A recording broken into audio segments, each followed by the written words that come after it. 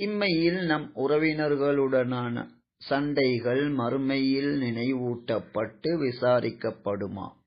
இந்த உலக வாழ்வில் நாம் புரிகின்ற ஒவ்வொரு தவறுகள் இவை ஒட்டுமொத்தத்தையும் கண்ணியமிக்க அல்லாஹ் பார்த்து கொண்டிருக்கின்றான்.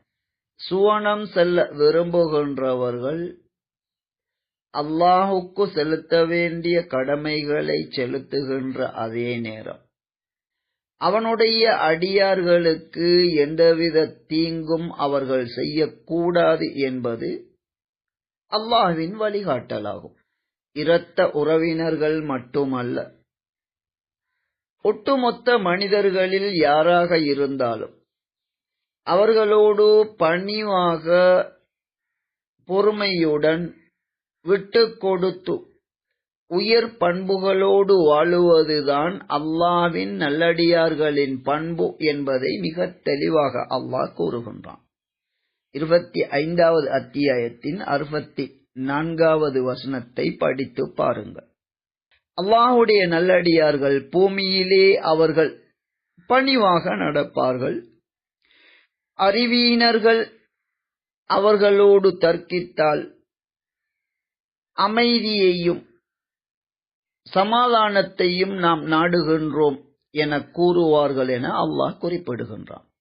பொதுவாக மனிதர்களிலே சண்டை சச்சரவுகள் ஏற்படுவதற்கு முதன்மை காரணம், நான் தான் சக்தி உடையவன், நான் தான் உங்களை விட மேன்மையானவன் என்ற எண்ணம்தான் மனிதர்களை சண்டையில் ஈடுபடுத்துகின்றது.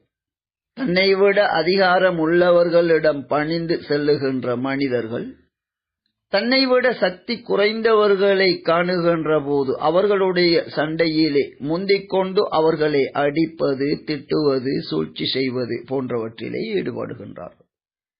குறிப்பாக இரத்த உறவினர்களோடு சண்டை பிடித்து அந்த இரத்த உறவை துண்டிப்பதென்பது இது பற்றி கண்டிப்பாக விசாரிக்கப்படுவது மட்டுமல்ல, இரத்த உறவினர்களோடு என்ன நியாயத்தை நாம் கூறினாலும் இரத்த உறவை நாம் துண்டிப்போம் என்றால் அவர்களுடனான உறவை அல்லாஹ்வே துண்டித்து விடுவான் என மிக தெளிவாக நபி மூலம் கூறியிருக்கின்றார்.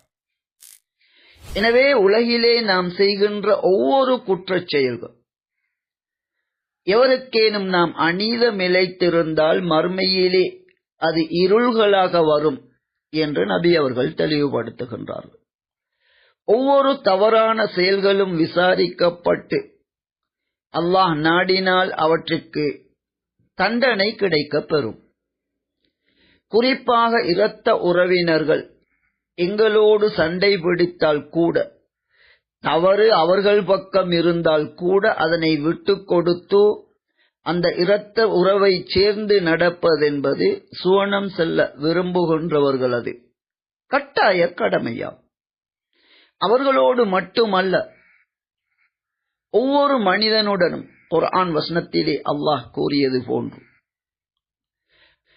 பணிவாக எமக்கு சக்தி இருந்தும் பிறர் மீது அதிகாரத்தை காட்டாமல் அவர்களை தண்டிப்பதிலே முந்திக் கொள்ளாமல் பொறுமையோடு பணிவாக விட்டு கொடுத்து நடப்பதென்பது ஒரு சிறந்த முஸ்லிமின் கட்டாய கடமைகளில் உள்ளவையாகும்.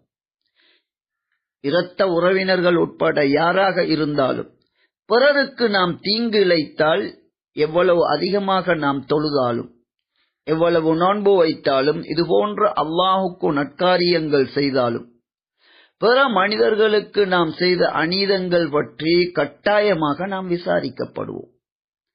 அதையே இரத்த உறவினர்களுக்கு நாம் அவர்களோடு சண்டை பிடித்து அந்த உறவை நாம் துண்டித்து நடந்தால் அல்லாஹ் எம்முடனான உறவை துண்டித்து விடுவான். எனவே ஒட்டு மொத்தத்தில் அல்லாஹுடைய கடமைகளை சிறப்பாக செய்கின்ற ஒருவர் மனிதர்களுடனான தொடர்பிலும் அவன் உண்மையான அல்லாஹுடைய சிறந்த அடியான் என்பதை நிரூபிக்க வேண்டும்.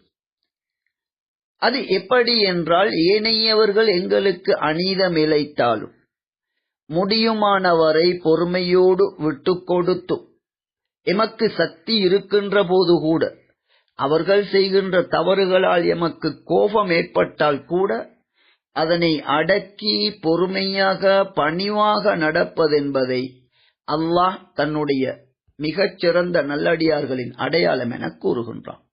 எனவே ஒட்டுமொத்தமாக ஏனைய மனிதர்களுடன் பொறுமையுடனும் விட்டுக் கொடுப்புடனும் பணிவுடனும் நாம் நடக்க வேண்டும். குறிப்பாக இரத்த உறவினர்கள் அவர்கள் எங்களுக்கு என்ன தவறிழைத்தாலும் அவர்கள் எம்மோடு சண்டை பிடித்தாலும் நாம் பொறுமையாக அந்த இரத்த உறவை முறிக்காமல் இருப்பது கட்டாய கடமையாகும்.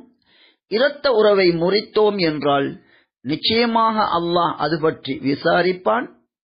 அவ்வாறு இரத்த உறவை முறித்தவர்களுடன் தனது உறவையும் அல்லாஹ் முறித்து விடுவான் என்ற மிகப்பெரிய ஒரு இழப்பை நாம் சந்திக்க வேண்டி ஏற்படும்.